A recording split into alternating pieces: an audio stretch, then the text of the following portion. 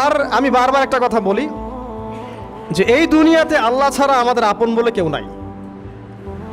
আপনি যাকে আপন মনে করেন না কেন, আমাদের সম্পর্ক আছে বাবার সাথে, মায়ের সাথে, স্ত্রী সন্তানদের সবার সাথে, আমাদের হক আছে, অধিকার আছে, সব ঠিক আছে। বিশ্বাস করেন আল্লাহ ছাড়া আপন বলে আপনার কেউ নাই। এই যে গার্লফ্রেন্ডকে আপন মনে হয়, এরা আপন না। স্ত্রী সন্তানদেরকে খুব আপন মনে হয়, আপনার মৃত্যুর পর 40 দিন সময় লাগবে না সব ভুলে যেতে। পিতামাতা ভাই বোন সবাইকে আপন মনে হচ্ছে। পিতামাতার স্থান বাবা মার পরে, আল্লাহ রসুলের পরে, সেটা ঠিক আছে, কিন্তু আপন আল্লাহ ছাড়া তারা নন। আপনি তাদের মনোপুতভাবে নিজে প্রতিষ্ঠিত হতে পারবেন না, তারা আপনাকে চিনবে না। বলো সারাটা জীবন তোর পিছনে এত টাকা ঢাললাম, কি করলি? কিচ্ছু করতে পারলি না। আবার এখন যারা পিতামাতা হয়েছেন, সন্তানদেরকে আপন মনে হচ্ছে, দেখবেন এই সন্তানকে আপনি আপনার মনোপুতভাবে সম্পত্তি দিতে পারবেন না, ভরণ পোষণ দিতে পারবেন না। এই সন্তান বড় হয়ে আপনাকে বৃদ্ধাশ্রমে পাঠিয়ে দিতে পারে, নাউজুবিল্লাহ। অথবা আপনার সাথে এই সন্তানই খারাপ ব্যবহার করবে। আপন মনে হচ্ছে? আল্লাহ ছাড়া কেউ আপন না। আল্লাহ ছাড়া আপন কেউ না। আর আল্লাহ ছাড়া সত্যিকার অর্থে আপনাকে আমাকে ভালো কেউ বাসে না। শুধু আল্লাহই আপনাকে ভালোবাসেন। এটা আপনারা হারে হারে উপলব্ধি করবেন যত দিন যাবে ইনশাআল্লাহ। তাই শুধু সেই আল্লাহর জন্যেই নিজেকে খালেস করে দেন, আর যার যার হক তাকে তাকে দিয়ে দেন। দুনিয়াতে শান্তিতে থাকার ফিলোসফি বলছি, philosophy of happiness in this হায়াতুদ দুনিয়া, সেটা হচ্ছে যার যার হক তাকে তাকে দিয়ে দেন, নিজের হক আল্লাহর কাছে চেয়ে নেন। আর দুনিয়াকে আপন মনে করবেন না, আল্লাহ ছাড়া কাউকে আপন মনে করবেন না। আপনি সুখে থাকবেন ইনশাআল্লাহ। দুনিয়ার দাসত্ব করবেন, আল্লাহ ছাড়া অন্য মানুষদেরকে আপন মনে করে নেবেন, দেখবেন আপনি পদে পদে কষ্ট পাবেন। কারো কাছে আশা করেন না, কষ্ট পাবেন না। আমি এই প্রসঙ্গে কথাগুলো বললাম যে দুনিয়াকে আপন মনে করতে নাই, আর আল্লাহকে আপন মনে করতে হয়। আল্লাহকে আপন মনে করলে তখন আমার উপর কিছু দায়িত্ব চলে আসে। কি দায়িত্ব? আল্লাহ আমাকে সৃষ্টি করেছেন, রিজিক দিয়েছেন, লালন পালন করছেন, বাঁচিয়ে রেখেছেন, তার হাতে আমার মৃত্যু, তার হাতে সব কিছু। তো এখন আল্লাহ পাকের জন্য নিজের জীবনটাকে খালেস করে নেওয়া, যেভাবে আল্লাহ পাক চলতে বলেছেন সেভাবে চলা, যেগুলোকে আল্লাহ পাক নিষেধ করেছেন বর্জন করা। আর রাসূলুল্লাহ সাল্লাল্লাহু আলাইহি ওয়াসাল্লামের সুন্নাহ আল্লাহ পাক রেখে দিয়েছেন আমাদের সামনে। এই সুন্নাহগুলো যদি আমরা অনুসরণ করতে পারি, ইনশাআল্লাহ এই দুনিয়াতে কিছু পাই বা না পাই, ইনশাআল্লাহ পরকালে আপনি আল্লাহর ক্ষমা পাবেন ইনশাআল্লাহ তাআলা। কোরআনের সূরাগুলার অর্থ সব খুতবায় বলা যায় না, সময় সংকুলন হয় না। এত চমৎকার ওয়াদ-দুহা সূরা আছে না, শপথ দ্বিপ্রহরের, ওয়াল-লাইলি ইযা সাজা, শপথ রাতের যখন সেটা আচ্ছাদিত হয়। মা ওয়াদ্দাআকা রাব্বুকা ওয়া মা ক্বালা, আল্লাহ কত মায়া দিয়ে তার নবীকে বলছেন যে তোমার আল্লাহ তোমাকে ছেড়েও দেন নাই, তোমার আল্লাহ তোমাকে ছেড়ে দেন নাই।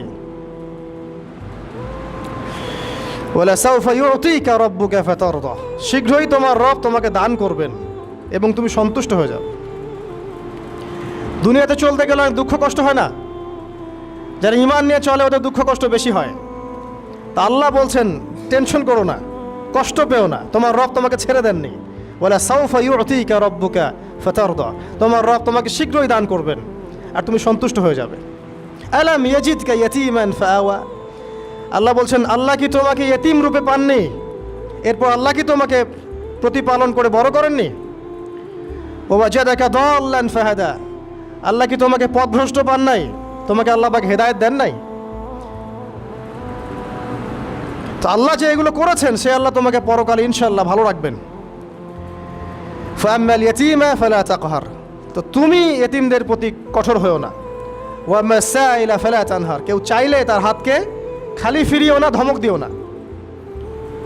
ওয়াম্মা বিনিআমাতি রাব্বিকা ফাহাদ্দিস, তোমার রবের এই সমস্ত নিয়ামতগুলো তুমি মানুষের কাছে বর্ণনা করতে থাকো।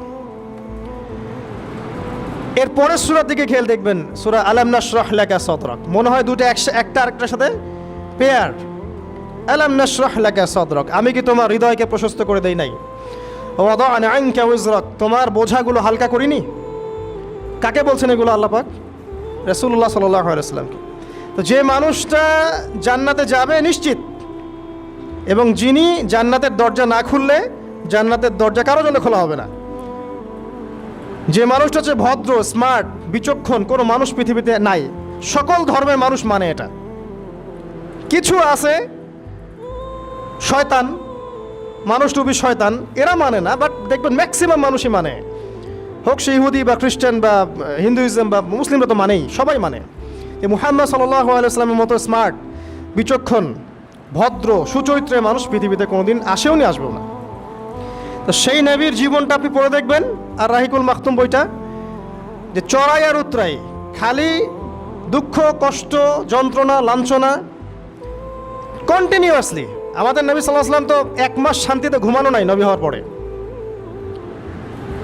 যখন তিনি মারা যান, ফাতিমা রাদিয়াল্লাহু আনহার কথা মনে আছে না? কানে কানে কি জানি বললেন। তখন আমাদের নবী একটা কথা বলেছিলেন, আমি এই বয়সে সে কথাটা বুঝি, মাদ্রাসা লাইফে, ইউনিভার্সিটি লাইফে বুঝিনি। নবীজি বলেছিলেন তার মেয়েকে, ফাতিমা রাদিয়াল্লাহু আনহা তার কষ্ট দেখে কান্নাকাটি শুরু করলেন। আমাদের নবীজি তাকে কাছে ডেকে বললেন কানে কানে যে কি জানি একটা বললেন। তারপর ফাতিমা রাদিয়াল্লাহু আনহা চুপ করে গেলেন। তো পরে জিজ্ঞাসা করা হলো কি বলেছিলেন। তিনি বললেন, আল আব্বাজান বলেছেন, আজকের পর তোমার আব্বার কোনো কষ্ট থাকবে না, আর তুমি আমার পরিবারের মধ্যে সবার আগে আমার সাথে সাক্ষাৎ করবে। এই যে আজকের পর আমার আব্বার আর কোনো কষ্ট থাকবে না, এর মানে বোঝেন, মানে সারাটা নববী জীবন কত যে কষ্ট নবী সাল্লাল্লাহু আলাইহি ওয়াসাল্লামকে সহ্য করতে হয়েছে। আজকে জান্নাতে যাওয়ার দিন, আজকে আর তোমার আব্বার কোনো কষ্ট থাকবে না। এই মানুষটার যদি এই অবস্থা হয়, তাহলে আমরা কি? আল্লাহ পাক সেই মানুষটাকে এই সূরা দুটো শোনাচ্ছেন, আমি কি তোমাকে এতিম পাই নাই, তোমাকে পথভ্রষ্ট পাই নাই, হেদায়েত দেই নাই, ভরণ পোষণ করিনি, আমি আল্লাহ তোমাকে ছেড়ে দেই নাই, শীঘ্রই তোমাকে দান করব, হ্যাঁ, তোমার বোঝাকে আমি হালকা করিনি। ফাইন্না মাআল উসরি ইউসরা, ইন্না মাআল ইউসরি ইউসরা, কষ্টের সাথেই স্বস্তি আছে, নিশ্চয়ই কষ্টের সাথেই স্বস্তি আছে। ফাইদা ফারাগতা ফানসাব ওয়া ইলা রাব্বিকা ফারগাব, যখন তুমি অবসর পাবে তখন তোমার রবের দিকে একনিষ্ঠ হও। এটাই বলতে যাচ্ছি আমি আপনাদেরকে, যে আমাদের উচিত শুধু আল্লাহর দিকে একনিষ্ঠ হওয়া, দুনিয়াকে ভালো না বাসা, কিচ্ছু না দুনিয়াটা। আমার চেয়ে ভালো আপনারা এটা জানেন না, কিচ্ছু না দুনিয়াটা, মানে মুহূর্তে ডিজাস্টার হয়ে যেতে পারে।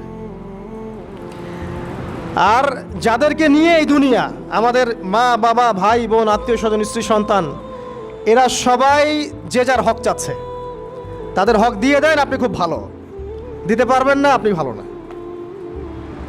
সারাটা জীবন করতে থাকেন, দেখবেন একদিন দিতে পারেন নাই, সে আপনাকে চিনবে না। নবী সাল্লাল্লাহু আলাইহি ওয়াসাল্লাম বলেননি এই কথাগুলো? জাহান্নামে যাওয়ার কারণ এগুলো উল্লেখ করেন নাই? কিসের আত্মীয় আর কিসের আপনজন আর কিসের অফিসের বস আর কিসের কি, সবাই সবার স্বার্থ নিয়ে পড়ে আছে। শুধু একজন সত্তা আপনার কাছে স্বার্থ চায় না, সে কে? আল্লাহ পাক। এটা যদি বুঝতে পারেন তাহলে দেখবেন মনটা আল্লাহর দিকে নরম হয়ে যাবে। আর মুসলিমদের এখন এই মানসিক আত্মশুদ্ধিটা বেশি দরকার। আমরা কেন যেন অস্থির জাতি হয়ে গেছি এখন, একটা মানসিকভাবে শান্তি নেই আমাদের মধ্যে। খেয়াল করে দেখবেন, সারা দিন দুশ্চিন্তা, দুর্ভাবনা, পেরেশানি। নামাজে আসি তাও মনে হয় যত তাড়াতাড়ি নামাজ শেষ করতে পারলে বাঁচে। 5 মিনিট 4 রাকাত নামাজ, আর ইমাম যদি ভুলে 10 মিনিট পড়ায় তো চাকরি নট। খতিব খুতবা দিবে 30 মিনিট ঘড়ি ধরে বলে দিবে, ভুলে যদি 10 মিনিট বেশি দিয়ে ফেলছে, আজকে আসছেন ভালো কথা, হাদিয়া নিয়ে যান, পরের দিন আর আসেন না। অস্থির। অস্থিরতার কারণ দুনিয়ামুখিতা, আল্লাহ থেকে দূরে থাকা। অস্থিরতার কারণ কোরআন থেকে দূরে থাকা। অস্থিরতার কারণ নিয়মিত সুন্নাহর উপর আমল না করা, ডেইলি জিকির আজগারগুলো না করা, ডেইলি কোরআন তেলাওয়াত না করা, হাদিস অনুবাদ সহ না পড়া, দিনের জ্ঞান চর্চা না করা, দিনী হালাকাগুলোর মধ্যে না বসা। অস্থিরতার অনেক কারণ, টাকা পয়সার পিছনে ছুটা, বাড়ি গাড়ি স্ট্যাটাসের পিছনে ছোটা, এবং এই লোভ, এই লালসা আপনাকে স্থির থাকতে দিবে না। অস্থিরতার কারণ এই যে আমরা বলি মেটেরিয়ালিজম, আমরা বলি বস্তুবাদিতা, এগুলো অস্থিরতার কারণ। এগুলো কখনো আপনাকে স্বস্তি দিবে না। আপনি যত দৌড়াবেন দুনিয়ার পেছনে, দুনিয়া আপনার থেকে তত পালাতে থাকবে।